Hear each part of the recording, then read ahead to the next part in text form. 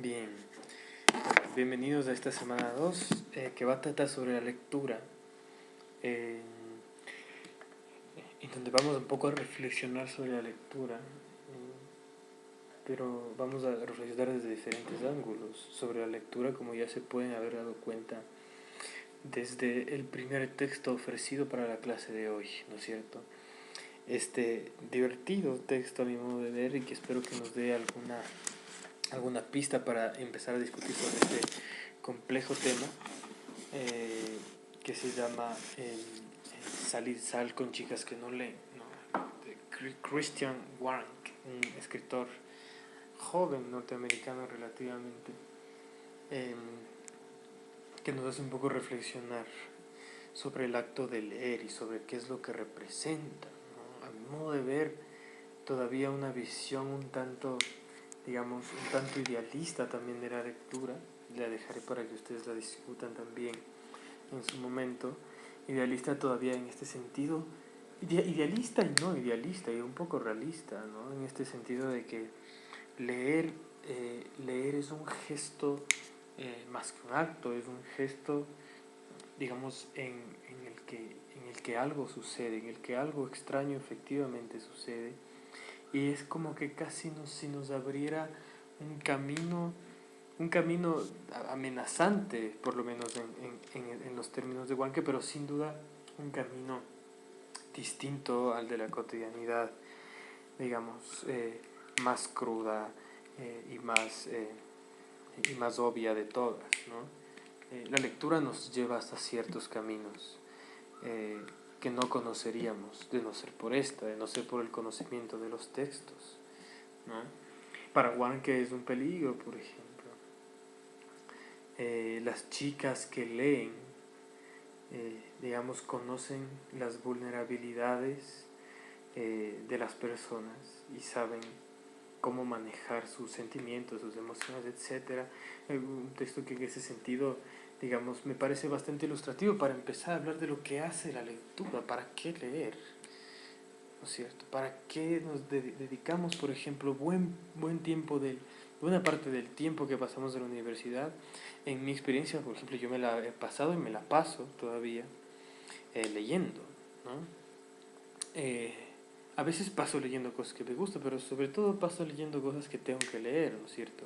Que me van a servir para mi profesión, que me van a seguir alimentando intelectualmente, que van a seguir perfilándome como un académico y como un profesional, y que me van a dar, digamos, si queremos hablar incluso en términos comerciales, una ventaja competitiva sobre una persona que no lee, digamos, que es lo que Warren trata de diferenciar de manera tan tajante, ¿no?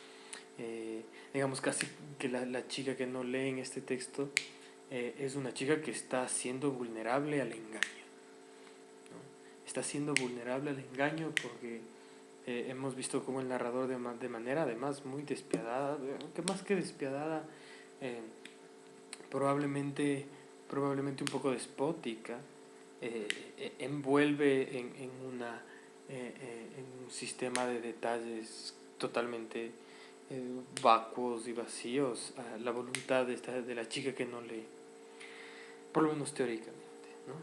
Y nos hace plantearnos, bueno, ¿qué tiene esta chica que lee al fin y al cabo, ¿no? ¿Para qué leer?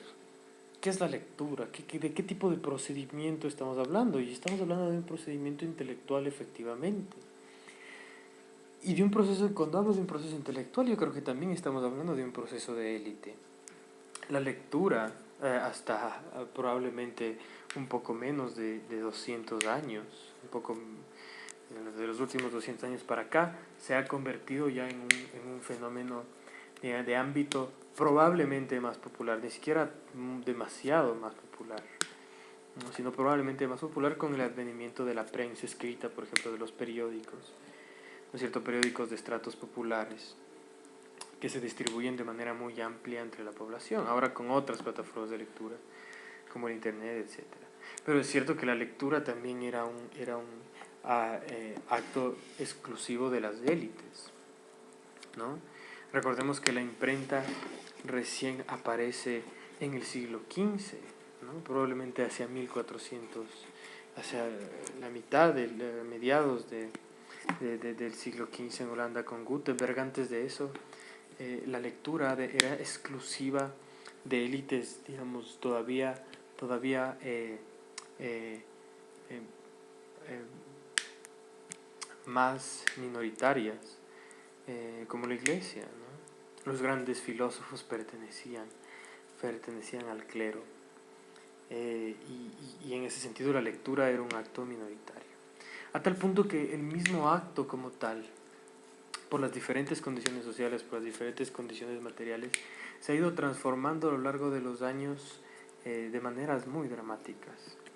Por ejemplo, por la poca disponibilidad de copias por ejemplo, de la poética de Aristóteles hacia el siglo XIII o hacia el siglo XIV, las lecturas usualmente se realizaban en voz alta, y incluso antes, y este es un mecanismo que tardó en desaparecer durante mucho tiempo, a pesar de que ya existían copias disponibles después de la era de Gutenberg, o sea, de la aparición de la imprenta en el centro de Europa.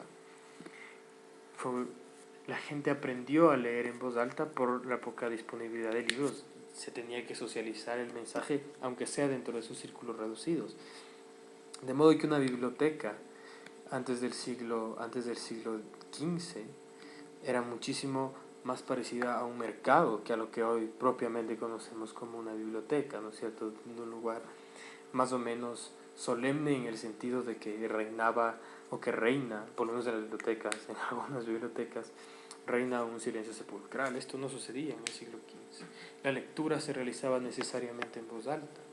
Y la lectura silenciosa evidentemente ha significado un cambio fundamental en nuestra forma de lectura, mientras los textos que se construían para ser leídos en voz alta, incluso por ahí hay autores que sostienen que el Quijote, o que hay varias partes del Quijote en donde se puede detectar todavía la voluntad del autor o la voluntad del texto para ser difundido oralmente en voz alta, ¿no? Esta es una cuestión que cambia. Entonces lo que está escrito en voz alta apela a la emoción, por ejemplo, a dar grandes momentos de exaltación, ¿no? Tiende a rimar muchísimo más porque la sensibilidad se juega en el oído, en el hecho de escuchar la palabra. Esto cambia dramáticamente con la lectura silenciosa, ¿no? La escritura silenciosa da, por ejemplo, rienda suelta a la ilustración, a esta gran cantidad o a esta gran producción de intelectuales ensimismados, además, solitarios, que leen silenciosamente, que tienden a hacer introspección mucho más que hacer la emoción, que cambia radicalmente el fenómeno de la lectura. De modo que en este ejemplo yo quizás lo que sí quisiera advertir es que se trata de un proceso complejo, y que se trata de un proceso, como hemos visto en estos dos casos, el del lector ilustrado, como Kant, por ejemplo, como Spinoza, lectores solitarios y silenciosos, en relación al lector antiguo, anónimo probablemente, pero un lector más social, que la lectura es al mismo tiempo un acto individual y un acto social. Que la lectura es una forma de aprender sobre nosotros mismos, pero también es una forma de aprender y de saber sobre los demás, ¿no? Y que en ese sentido, en el sentido de que se trata de una interacción y de un diálogo o bien interno o bien hacia afuera, la lectura no puede ser un acto pasivo, ¿no? Y esto es un poco el lugar al que trata de ir Roland Barthes en su famoso artículo, ¿no es cierto?, que cambió para siempre la estructura de cómo nos relacionamos con los textos en el siglo XX, su famoso texto Escribir la lectura, en donde Roland Barthes lo que está sosteniendo es que la lectura, al ser un gesto dialógico esencialmente, ¿no?, tiene que ser también un acto creativo, o tan creativo como la escritura. Por eso él habla de escribir la lectura, porque somos nosotros quienes como lectores somos los que le imponemos el sentido al texto, ¿no? Y además de maneras bastante peculiares y bastante particulares, cosa que conocemos muy bien, ¿no es cierto? Para todos el verso, ¿no es cierto?, de Shakespeare Julieta es el sol, una metáfora, digamos que para todos parece ser muy clara, no para todos es interpretable de la misma manera. Alguien podría decir, bueno, si lo está diciendo, pues porque Julieta lo está sofocando. Y esta es una interpretación válida, porque las palabras están ahí y están hechas para ser interpretadas, ¿no? De modo que el texto, que es el objeto de la lectura, los textos que vamos a leer y que estamos leyendo, no son nada más que un espacio o que un momento o la oportunidad para que dos personas o dos contextos históricos diferentes hablen en ausencia, ¿no? Dialoguen en ausencia. Esto es importantísimo, porque somos otra vez nosotros quienes tenemos que ir por el sentido del texto y no esperar que el texto nos lo revele a nosotros, ¿no? Esta es quizás la gran función del lector y la gran función de la lectura. Quisiera pasar a otro tema, ¿no? y un poco utilizar este pizarrón para poner otra palabra que me parece que viene inmediatamente y que es la interpretación, y que yo la quiero dejar ahí expuesta para que la puedan leer y se puedan sacar estas dos palabras por lo menos de esta intervención mía. La interpretación, justamente la interpretación es una de las ciencias más antiguas que existen. Es casi tan antigua como el hombre. De hecho, el hombre cada vez lo que estamos haciendo siempre es haciendo un constante ejercicio de interpretación. Incluso en la más vaga de las conversaciones, lo que estamos haciendo es un ejercicio de interpretación. Bueno, ¿qué me está queriendo decir esta persona? Y cómo lo estoy entendiendo yo, cómo estoy entendiendo sus palabras, ¿no? Sin ese entendimiento previo a la conversación simplemente sería imposible, ¿no? Estaría completamente negada. La interpretación es, como les dije, algo muy antiguo. Se empezó, por supuesto, con los textos bíblicos, con la teología, ¿no es cierto? La teología que agarraba los textos canónicos y trataba de alguna manera ver qué podían representar, qué podían querer decir. El Cantar de los Cantares es el caso más emblemático, ¿no? Un libro que usualmente está entendido o leído, por lo menos ahora, es leído casi como un libro erótico, ¿no? En donde se habla de un harem y donde se habla de sexo realmente. Pero que en la Iglesia Católica o en el centro de la Iglesia Católica se lo ha interpretado como el amor de Dios por la Iglesia, ¿no? O de Cristo por la Iglesia, ¿no? Esto es una metáfora, el sexo es una metáfora, lo que en verdad está hablando de esto. Esto es un trabajo de interpretación. Un trabajo de interpretación en ese momento, por cierto, bastante útil, ¿no? Fue domesticado el mensaje para poder mantener el libro. Es una belleza realmente dentro de los libros canónicos. La interpretación se ha utilizado consecutivamente desde esos tiempos. Se ha utilizado, por ejemplo, en la ley, ¿cierto? Hay quienes interpretan la ley, una hermenéutica de la ley. Se ha utilizado en la psicología, por ejemplo, en Freud, y la interpretación de los sueños, en algún video que está ofrecido también en el curso para que nos siga alimentando la discusión. Y la interpretación, por supuesto, ya en el ámbito, digamos, de la teoría de la recepción, de los estudios literarios, de los estudios sobre el lenguaje, sobre todo. Digamos que es ya la parte que nos compete más a nosotros de la lectura y la escritura en concreto. Y la interpretación no es nada más que según la hermenéutica de Gadamer, la hermenéutica moderna, el hecho de que dos horizontes históricos, de que dos momentos históricos se funden entre sí, en lo que Gadamer llama Horizon Merger, el fundidor de horizontes. De dos horizontes históricos se unen entre sí. Entonces, que yo estoy leyendo El Quijote de 1710 y yo lo estoy leyendo desde el 2013, se están uniendo dos tiempos históricos completamente distanciados, pero reunificados a través del texto, que es la oportunidad de unir esos dos tiempos históricos, ¿no? Pero al unir esos dos tiempos históricos, a lo que yo me estoy obligando es hacer un ejercicio de interpretación desde mi tiempo, ¿no? ¿Qué quiso decir este tipo? Pero además hay una dificultad. Yo no puedo hacerme esa pregunta desde 1710, desde 1705, ¿verdad? Yo me la tengo que hacer desde el 2013. Desde 1605, ¿verdad? Desde el siglo XVII, 1605, 1615.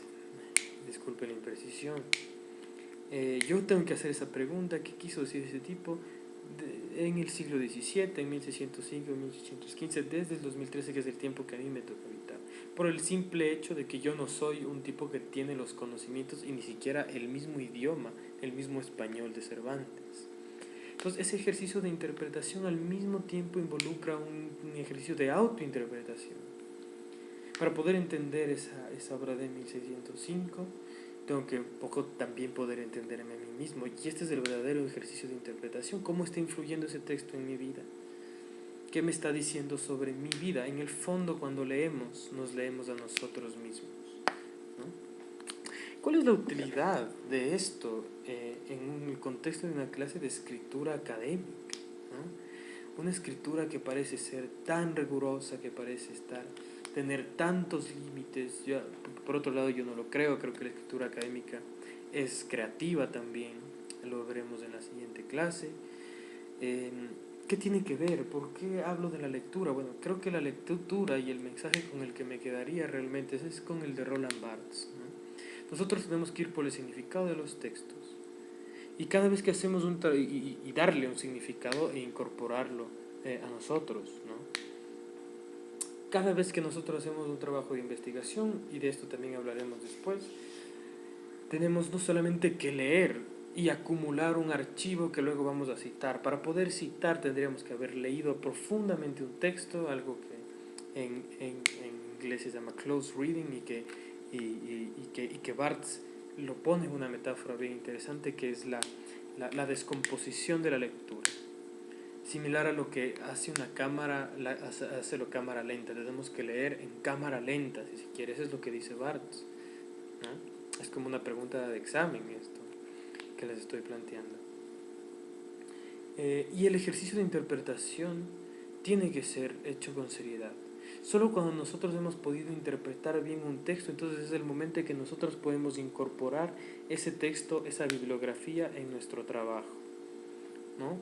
De modo que uno de los trabajos que sin duda vamos a hacer tiene que ver con interpretar un texto, tiene que ver con realmente tratar de extraerle ese mensaje central a un texto, para que luego efectivamente sí lo podamos usar en un trabajo, en un ensayo académico, ¿no?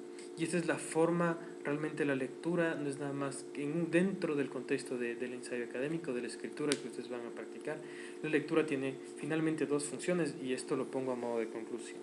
Tiene primero la función de organizar los textos y el material que vamos a utilizar, y la función de interpretarlo con visos para utilizarlo eventualmente en nuestro trabajo, que sostenga nuestros argumentos. Sin estos dos elementos, sin la lectura y sin la interpretación, que de hecho también son simultáneos, cada vez que leemos algo ya lo estamos interpretando. Sin estos dos gestos, sin embargo, es imposible continuar seriamente con un trabajo académico. Vamos a hablar de la escritura ahora. Vamos a hablar de la escritura la semana siguiente. Esta semana está previsto un ejercicio de interpretación, una lectura, una serie de lecturas que yo voy a poner en una lista, a las que ustedes van a poder acceder a través del D2L, y de la que harán un ejercicio de interpretación, digamos, interesante, ¿no? Con eso me despido y nos vemos la próxima semana.